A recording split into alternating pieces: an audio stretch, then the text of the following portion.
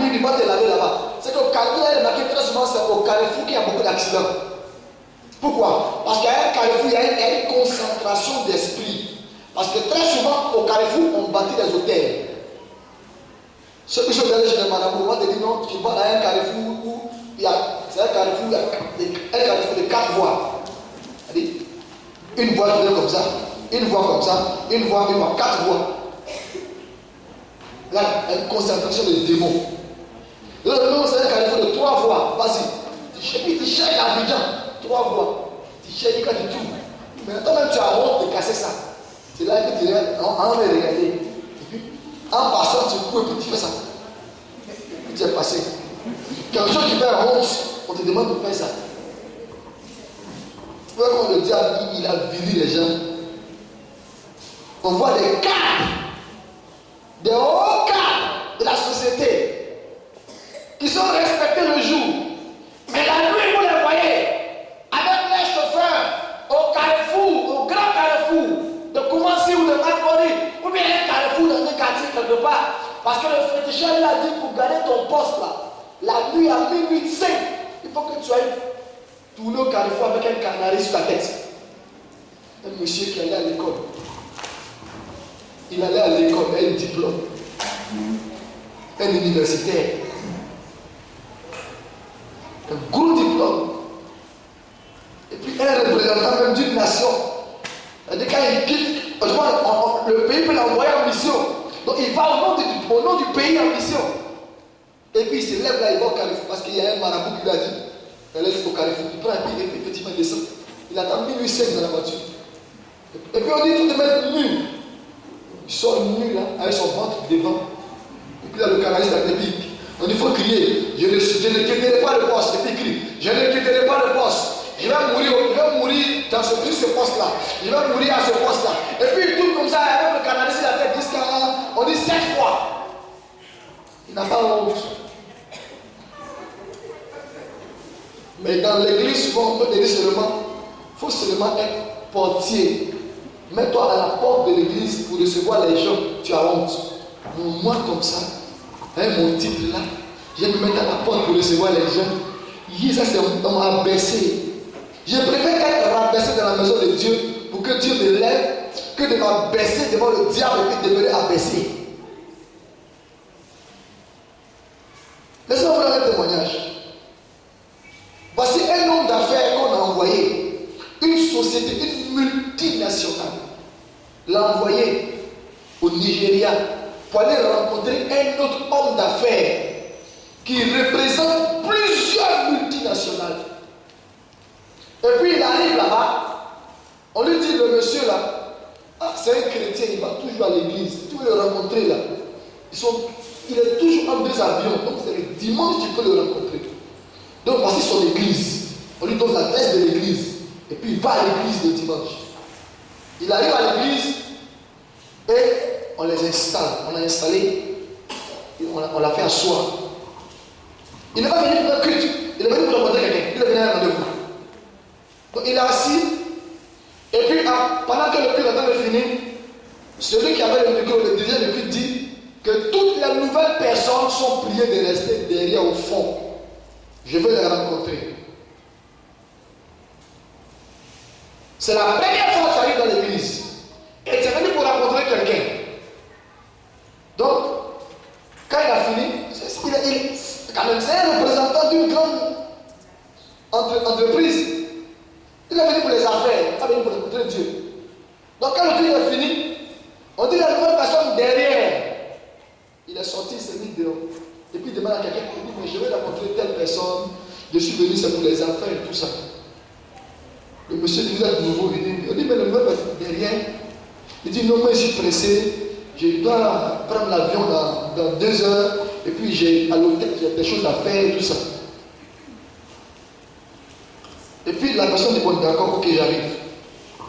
Et puis il rentre, il vient trouver le monsieur qu'il doit rencontrer. En tant que c'est le monsieur qui doit rencontrer, il ne le voyait pas. Le monsieur qui doit rencontrer, c'est lui qui dirigeait le culte. Et c'est lui qui a dit toutes les nouvelles personnes, je vais vous rencontrer. En temps, ils ont envoyé la photo du monsieur qui devait venir le rencontrer. Donc quand il a vu, il dit, bon ok, la nouvelle personne, derrière, je vais vous raconter. Donc lui, il le connaissait, mais l'autre ne le connaissait pas. Et il a dit à celui qui est venu lui dire, dis-lui de s'asseoir derrière, qu'on va le recevoir. Le monsieur lui dit, que le monsieur que tu veux voir dit, il est occupé avec le pasteur. Assieds-toi derrière, il va te rencontrer. Il dit, moi je n'ai pas le temps. Moi je dois partir. Il est parti. Le monsieur sort après avoir fini de poser le pasteur, il vient. Il dit, il rencontre les personnes et puis il dit, mais où est la personne qui est venue de la part de telle entreprise? Il n'était pas là. Quelques heures après, son portable sort, il prend. C'est le monsieur. Il dit, mais quand vous êtes venu, on vous a dit quoi? On n'a pas de nouvelle personne de rester derrière. Il dit, si. Il dit, mais est-ce que vous savez qui a donné le communiqué? Il dit, non. Il dit, c'est moi que vous devriez rencontrer là. C'est moi qui ai donné le communiqué. Et c'est moi-même qui était à la porte qui vous ai fait asseoir. Parce que j'avais votre photo, je vous ai fait asseoir. Et j'avais été informé par votre directeur que vous deviez arriver au Nigeria pour me rencontrer. Ok. Bon, je pense que vous n'êtes pas la personne adéquate pour négocier le contrat. Il a appelé la source pour dire, voici ce qui s'est passé. Ils ont renvoyé le monsieur.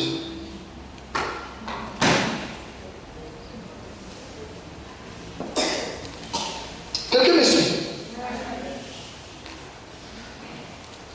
Vous ne savez pas, je dis au Nigeria, moi je suis surpris quand je vais là-bas, je respecte ce peuple. Moi j'ai grandi dans un quartier commun, un quartier, comment on appelle ça, populaire, à Djamé, dans toute commune. Là-bas il y a plein de Yoruba. Mais je les minimisais. Mais quand je suis devenu chrétien, je vois qu'il y a des grands hommes de Dieu là-bas. Malgré ce qu'ils sont, on raconte d'eux, mais Dieu est là-bas. J'ai commencé à respecter les Nigérians. Et je vais jouer un programme. Le chef d'état-major était en train de faire la sécurité dans la cour. C'est lui qui dirigeait les voitures, il les faisait garer. Chef d'état-major. Ou chef d'état-major de Côte d'Ivoire va quitter. D'abord aller à l'église et puis aller faire ranger les voitures. En tant que chef d'état-major, il a des subalternes. Il peut dire à certains, suivez-moi à l'église. Et puis vous faites ça. Ils vont faire. Mais il sait ce qu'il y a dans le service. La vice-présidente de l'Assemblée nationale, le pasteur finit de recevoir, il sort, il arrive dans le temple. Et puis parce que deux femmes qui sont même laver le temple. Il y a une, elle est des galettes. Et puis l'autre, c'est la vice-présidente de l'Assemblée nationale. Elle est dans l'église. Elle est en train de laver le temple. Le pasteur s'est approché.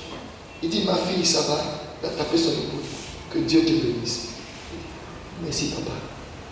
Vice-présidente de l'Assemblée nationale. Ici, là, il va quitter où? Il fait ça dans l'église.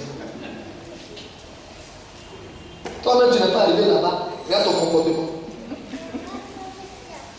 Tu as un petit titre. On ne peut pas t'attraper. Moi, j'ai fait ça. Attraper ça pour pasteur. Ni en voir. C'est notre mentalité qui nous détruit. Il y a un plan qui suit le pasteur Karambili. Le plan là, il arrive au Burkina Faso en tapette, avec valise en carton, célibataire. Et ce blanc va dire, c'est pourquoi je plais chez les gens, c'est pas si ce blanc va dire, d'abord, il va rencontrer une femme, et puis la femme là, elle va à l'église du pasteur Karambili. Et puis il commence à dénigrer l'église évangélique, n'importe quoi là. Et le blanc, il monte son entreprise, son bureau, c'est sa terrasse. Il se débrouille, il y a quelques marchés. Il dénigre la femme, elle va lever vers l'insulte. Et puis un jour, il dit, bon, il va aller voir ce qui se passe là-bas. Il va là-bas. Dieu le saisit. Et puis ça prend le pasteur. Il dit, pasteur, partout tu iras, je vais prendre ton sac pour te suivre. Je paye mon billet moi-même. Le monsieur a commencé à suivre le pasteur Karambiri. Je dis son nom parce que le pasteur Karambiri est là, il n'est pas mort, il est vivant. Et le blanc est là encore. J'étais en Afrique du Sud avec la femme de ce blanc. Dans le mois de mars, où j'ai pris. Le monsieur, il suivait le pasteur Karambiri partout, chef d'entreprise. Il le suivait partout, dans toutes les conférences. Il prend son sac, sa Bible. Quand le pasteur va prêcher, il dit qu'il couvre, il dépose la Bible, il arrange, et puis il est à côté là-bas. Le blanc là, a eu tous les gros marchés du Burkina Faso. Aujourd'hui, le blanc là, il est milliardaire. C'est Dieu qui élève. On ne veut pas travailler pour Dieu et puis on veut que Dieu nous élève. Tu travailles pour des hommes. Quand ils sont fatigués, toi, ils te chassent. On te donne une médaille. On met la médaille de reconnaissance au service rendu à la nation. Et puis il n'y a plus rien derrière. Tu es assis dans la retraite. Tu lis le journal le matin, à midi, le soir. Il faut dire je refuse. Nous les francophones, on doit changer de mentalité. Et tant qu'on n'arrive pas à ce niveau-là, on aura problème. Et je parle à tous les différents domaines. Que ce soit groupe musical, que ce soit service d'ordre, que ce soit commando, que ce soit quoi. Je parle à tous les départements. Ok, laissez-moi avancer. Amen. Quelqu'un est béni. Amen. Dieu vous l'a dit, je parle à quelqu'un qui, pour entrer dans sa bénédiction. Quand tu vas commencer à le faire, tu vas voir ce que Dieu va faire pour toi. Donc, nous avons vu le rôle des hôtels. Et nous avons vu un cas particulier. Et hier, on n'a pas eu le temps de prier par rapport à ça. On a lu dans 1 Roi chapitre 13, le verset 1 à 2. Parce que ce soir, aujourd'hui, on va prier par rapport à ça. On a dit voici que dans le pays, il y avait un roi qui n'obéissait pas au principe de Dieu. Et ce roi-là a bâti des hôtels sataniques. Et ces hôtels-là nuisaient à la bonne marche de la nation, de sorte que la gloire de Dieu était foulée aux pieds. Et pendant que ce roi-là, un jour, était en train de sacrifier à l'autel, Dieu l'a envoyé un prophète, un jeune prophète. Alors que dans le pays, il y avait un vieux prophète qui était là. Et le jeune prophète est arrivé, il a trouvé le roi en train de sacrifier sur l'autel. Il avait sa main. Et puis le jeune prophète a commencé à parler à l'autel. Il dit autel, autel, autel. Alléluia. Ainsi parle l'Éternel et il dit, voici il naîtra un fils de la maison de David. Son nom sera Josias. Il immolera sur toi les prêtres des hauts lieux qui brûlent sur toi des parfums et l'on brûlera sur toi des ossements d'or. Je vais te poser une question. Est-ce qu'il n'y a pas un autel qui est en train de proclamer ce que tu es en train de vivre là? Est-ce que quelqu'un n'est pas allé parler sur l'autel pour dire autel, autel, autel? Écoute la parole de la tribu tant. Écoute la parole de la famille tant. Écoute la parole de telle coutume. Un enfant ou une jeune fille ou un jeune homme naîtra de telle famille. Et ce jeune homme-là, chaque année va immoler sur toi un enfant. De sorte que chaque année, il y a un problème qui arrive où tu enseignes une jeune fille et puis tu fais avortement. Aujourd'hui, on va plus en profondeur pour prier. Ça fait que chaque année, toi, tu es toujours en train d'accompagner une fille pour aller faire avortement. L'année passée, c'était Georgette. L'année passée, c'était Béatrice. L'année d'avant, c'était Aya. L'année d'avant, c'était quoi encore? Brigitte.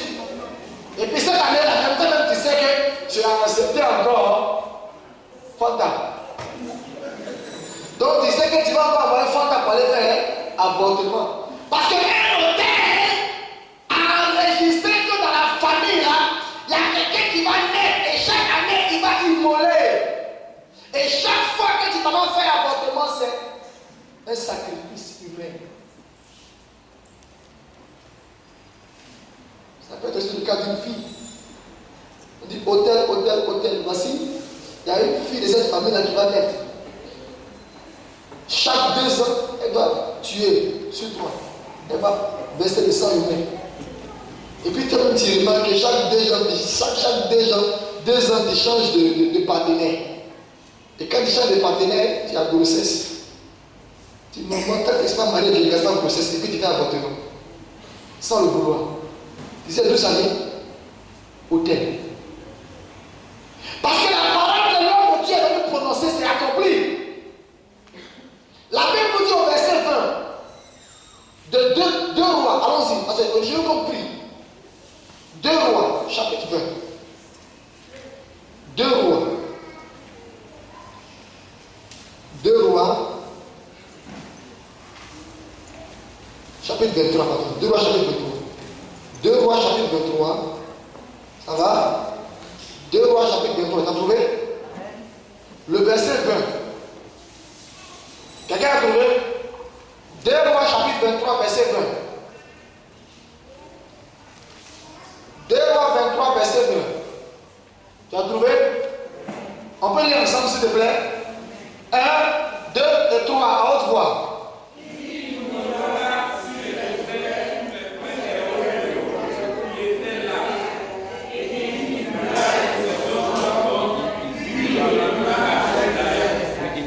Amen. Il immola sur les autels tous les prêtres des hauts lieux qui étaient là et il brûla des ossements d'hommes. Puis il retourna à Jérusalem. Est-ce que la situation que tu es en train de vivre n'est pas une parole qui a été enregistrée dans un hôtel et qui s'applique chaque fois dans ta vie? Quand Josias, parce que c'est de lui il s'agit, quand il est devenu roi, il est allé sortir toutes les alliances concernant le pays. Et puis il a fait lire ça. Quand il a lu ça, il a pris connaissance de cela, il a vu tout ce qui avait été dit. Et il a appliqué ça. Quelqu'un me suit? Quelqu'un m'entend? Dis à ton voisin, quelle est l'alliance sur un hôtel qui t'oblige à vivre la situation que tu vis là?